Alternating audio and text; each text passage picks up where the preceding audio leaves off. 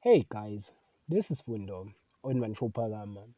Tonight on Imbewu, Kanyo tries to warn Mzwandile about working at Maluju, but ensures her that he will be fine. And Mzwandile tell Kanyo that he need this job for living. While Sebenzile got disappointed when Pagade chose Mazulu over her. But Mandlovu sympathized with Sebenzile. He wants Phakade to pay Sebenzile for wasting her time, but it seems like Phakade wants to refuse the offer.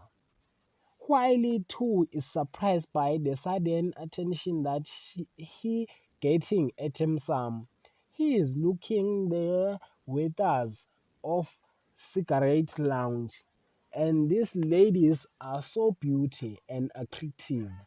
And Lindy will notice that and tell Nomsa to see her men looking the cigarette waiters. While Naropi mourns the losing of Menzi, and Makosazana call Mazulu for confessing that Menzi is really dead. That is for tonight. Thanks for watching. Don't forget to like and comment and subscribe. Therefore, thanks.